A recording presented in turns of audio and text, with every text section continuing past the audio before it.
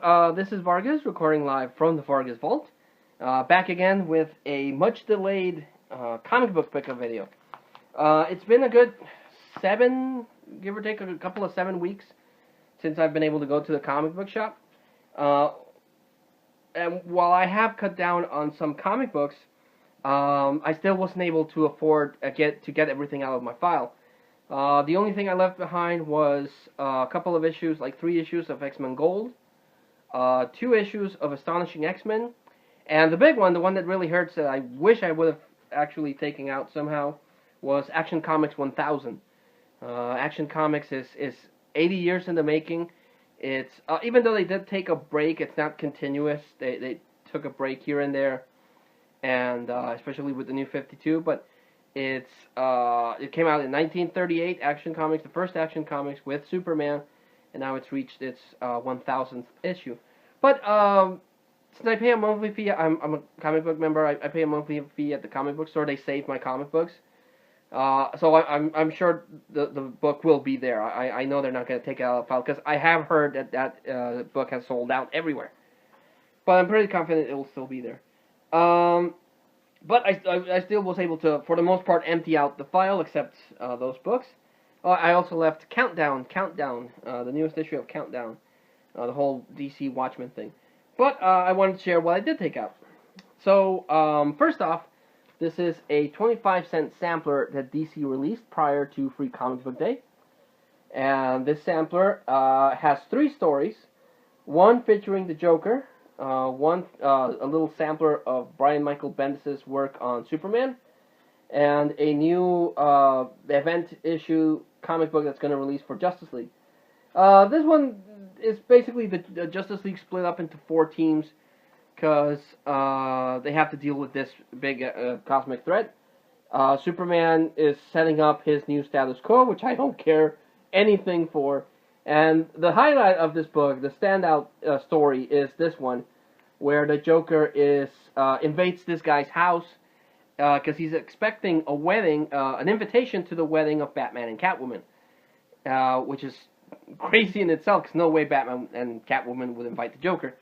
But the guy that he abducted is like, oh my god, you're going to kill me, and I'm, nah, Joker's not, I'm not going to kill you. And then, oh, I'm pretty sure you're going to kill me because you're the Joker. And don't worry about it. And so the guy's slowly going mad because, the tension is building up that when the Joker's going to kill him. Because the Joker's pounding his usual nonsense, and the guy's like, oh, you're going to kill me. And it's a really, really suspenseful story, I thought. Really, really cool story. For 25 cents, this is worth the price of admission. These two, this one's good, but this one, bleh. Didn't much care for that.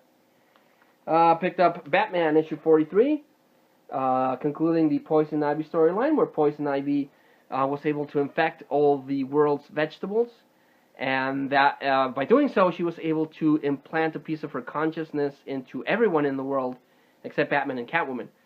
So she basically turns the whole world into a hive mind. Everyone is Ivy. And the way that they finally defeat her is by reaching out to Harley Quinn, and that kind of snaps Poison Ivy out of the whole hive mind thing. So really, really good story. Really like that. And we have a standalone issue, issue 44.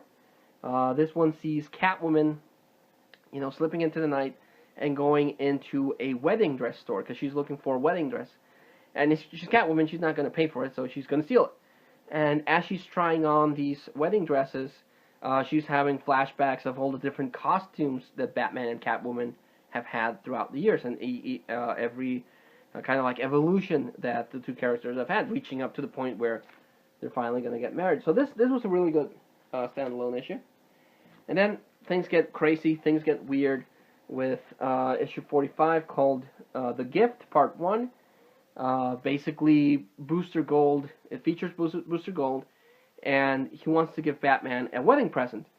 But the thing that he gives him messes up the world. I don't want to give too many details, but it really, really messes up everything for Batman and the DC Universe. And then issue 46 continues that story, where things get even worse for everyone. Really, really messed up little storyline here. Then picked up the last issue of Batman, Dark Knight's Metal. It's actually not called Batman, it's just Dark Knight's Metal, but it's a Batman story. Nice shiny cover, metallic. Harking back to the 90s where this was the popular thing, you know, these foil embossed little covers.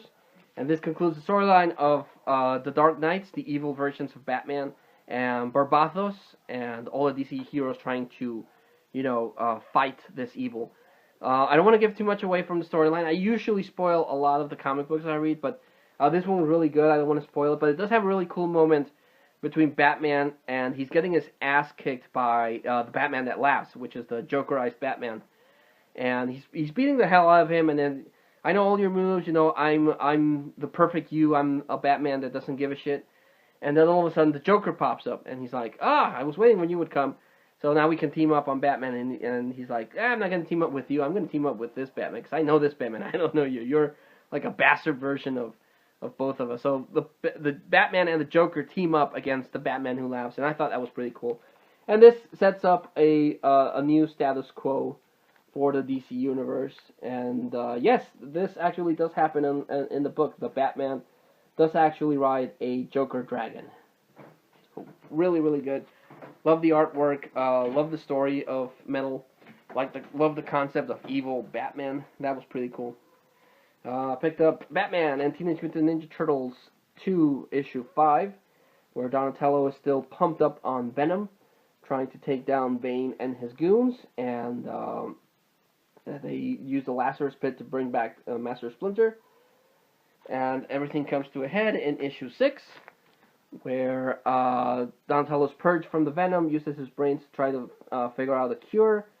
And the highlight of this one is that the Shredder teams up with Batman to take down Bane. So I thought that was pretty cool. I like the first crossover. I like the animated version crossover. And this one's also cool because, you know, Batman's my favorite DC character, and the Ninja Turtles are my favorite. Well, yeah, I was going to say, well, that and Ghostbusters, but no, Ninja Turtles definitely has a more sentimental value for me because of me and my 4 brothers. Well, me and my 3 brothers were 4 brothers, so the Turtles are 4 brothers. You know, if you see my channel, you know what the Turtles mean to me. Then I picked up one of these, I picked up a couple of these True Believer $1 comic books that Marvel is releasing. I've showed them before. They're reprints of older Marvel comic books. The original comic books fetch a pretty penny, so I'm never going to afford one of those. Even one that's beat up, I would never come across one of that. But these are $1. They're reprints, and all I care about is the story. I don't care about the value of my comic books. I don't collect comic books because I'm going to retire on these. I know that my comic books aren't going to be worth anything to anyone except me because I enjoy the characters and the stories. So for $1 getting reprints and enjoying the stories that I would normally not afford is a win-win in my book. And I got True Believers Wolverine Sword Quest, which is a reprint of Wolverine Volume 1, Issue 1. The Wolverine Volume 1 takes place after the X-Men are thought to be dead, and Wolverine uses that to go to Madripoor. Who's in these? But I kind of lost it. Then we have Thanos the First, which is a reprint of an Iron Man issue, which if I would have done my research, I would have checked before. This is a reprint of Iron Man 55, which is the first appearance of Thanos.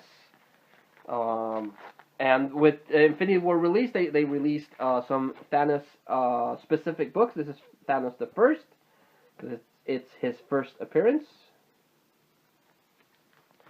Then I picked up Avengers versus Thanos, which this has the Avengers. They don't actually fight Thanos, but they do fight his like armada. It's his ships that he sent to Earth, and the Avengers fight that. So you don't actually get to see an Avengers versus Thanos.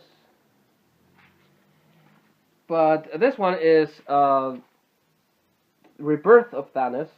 So somewhere down the line, Thanos dies, and he's resurrected in an issue of Silver Surfer, which is Silver Surfer issue. Let me just check again. But if I would have been a professional dude, I would have, checked this stuff beforehand, but I didn't because I'm a moron. I don't know. It's a reprint of a Silver Surfer comic book that has the rebirth of Thanos. So I don't know, but this was before the Infinity Gauntlet, so a very important issue to get if you collect the series of the Infinity Gauntlet. Then picked up Superman 43, which has the Bizarro World storyline, where Superman and Superboy travel to Bizarro World to try to help Bizarro Boy. And issue 44 has the conclusion of that, where unfortunately Bizarro World just gets destroyed, and Bizarro Boy and Bizarro Damian Wayne are the only two survivors. So now you have Damian Wayne and a Bizarro Superboy living in a part of the DC universe. And we have Superman 45, which is the last issue of Superman. At least that's the way that this feels. It feels like this is the last issue because they wrap up certain plot threads, make reference to others, and then just give Superman and Superboy a big goodbye. So yeah, this is. I don't know if they're going to continue it, if they're going to release a brand new #1. I don't know what the plans are after Man of Steel, but yeah, this was a good issue, and that leads me to my plans for Superman. What I've read from DC, from both the comic books and the internet, is that DC is going to suspend their Superman books. There's not going to be a new issue of Action Comics or Superman, or any other Superman book, because they're doing like a throwback to 1980s when John Byrne rebooted Superman with a 6-issue miniseries called Man of Steel. Well, DC is doing that with Brian Michael Bendis. Brian Michael Bendis is going to release a 6-issue miniseries called Man of Steel, where they're going to tweak the origins of Superman and set up a new status quo. And I'm going to say this outright. I'm not gonna pick that up. Brian Michael Bendis was a really good writer. He did really good work at his start with Marvel. But then I don't know. I didn't dig some of his later work, and it just didn't feel like the same person was writing these books. He was a Marvel architect. He wrote a lot of Marvel comic books, a lot of Marvel special events. He organized the path of Marvel for a good number of years, and now he made the jump to DC, and DC is giving him Superman. But I'm not excited about this. I was super excited that Superman, the married Superman, came back, married to Lois Lane, married to, had a son, John, the new Superboy, and I was happy with that. I was happy that DC got their act together and brought that dynamic back. But after reading this thing, I'm not interested in Superman because they've separated. Apparently, they've separated Superman and Lois Lane again. There's no mention of Superboy anywhere, so I'm not interested in Superman anymore. I'm gonna pick up Superman 1000, which was the end goal for Action Comics. Pick up until issue 1000. As soon as I read that Bendis was involved, I was gonna stop buying Superman books.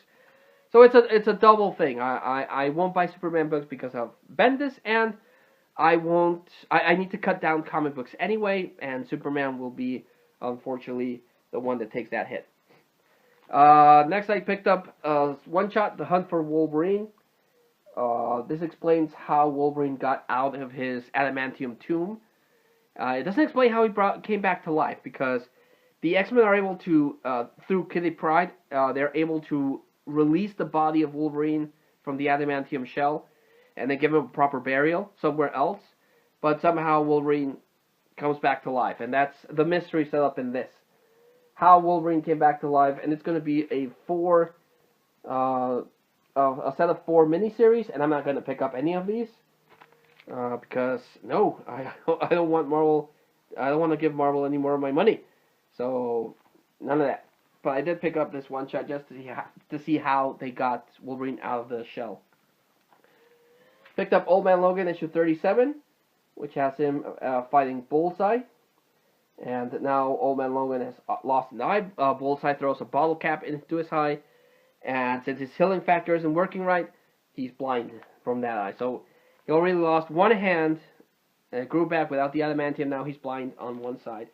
So I'm pretty sure Old Man Logan is going to get canceled somewhere down the line. Then picked up issue 38.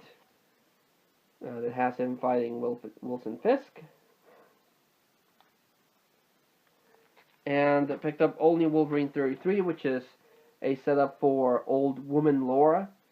This is set in the future. The superheroes finally are able to defeat the supervillains, and there's this peaceful utopia except for Latveria. Latveria is the one place left on Earth that a supervillain still reigns supreme. So, only Wolverine, her clone sister, Captain Marvel, Maria Hill, and Hawkeye travel to Latveria to save the other Wolverine sister and take down Doom. And that continues in issue 34, where they are actually in Latveria and they're fighting Doombots. Because Laura is suffering from clone degeneration. It took a while because of the healing factor, but eventually, like most clones, she's suffering from clone degeneration because of the thing about clones, as based on comic books, is that if you use a fast aging process to get your clones into maturity, that accelerates a degenerative thing where they start breaking down. It's been talked about a lot with the clones for Spider-Man, and of course X-23 was no exception. So the way that this is set up is that there's going to be one more issue. Issue 35 is going to be the last issue of All New Wolverine. And the reason for that is because they're going to cancel the series and then release a new comic book series starring X-23 called X-23. So I think the end game of all this is that they're going to kill off Old Man Logan, and they're going to cancel All New Wolverine to release an X-23 book so that they can release a new Wolverine with 616 Wolverine back from the dead and doing his thing. So again, while I am happy to see Wolverine back, I hate the fact that they've relegated Laura back into the X-23 role when she worked. I thought she worked really well as a legacy character, continuing the name of Wolverine. I've mentioned this a number of times. Not happy about this, but Marvel in June is, and it's so stupid because Marvel's like, oh, we're going to bring back the legacy of the Marvel characters. And then they start renumbering their books so they reach 800, 900, 300, whatever. And they're going to cancel everything again and restart everything with a brand new number one. So, you idiots, you freaking idiots. I hate Marvel for that. I hate that they fuck up the numbering so bad, and it sucks. It sucks. And that's why Marvel is not going to get any more of my money. I'm only going to pick up whatever X-Men book survives. I don't know if X-Men Gold is going to survive. I don't know if Astonishing X-Men is going to survive. But I'm only going to pick up one X-Men book, probably. Definitely a Wolverine book. And Batman. And Countdown. So basically my comic book pull is going to take a drastic drop. But because my son is going to be born soon in August, I have to do that anyway. I have to cut down on comic books. I'm not going to give up on comic books. I'm still going to pick up Batman, Countdown, a Wolverine book, and an X-Men book. Or I'll not pick up X-Men books and pick up the X-23 book. But only 4 series are planned for the immediate future. And so you might see comic book pickups more scarce and in between, except for the $1 comic books. But that's the status of my comic book collecting. These are the books I picked up. Like always, guys, thanks so much for watching. Thanks so much for subscribing to my channel, leaving me a comment, leaving me a thumb up, or even a thumb down. If that's what you want to do, you're totally free to do that. But until I see you all again, this was Vargas, recording in the Vargas Vault. Thanking you all regardless, and signing out.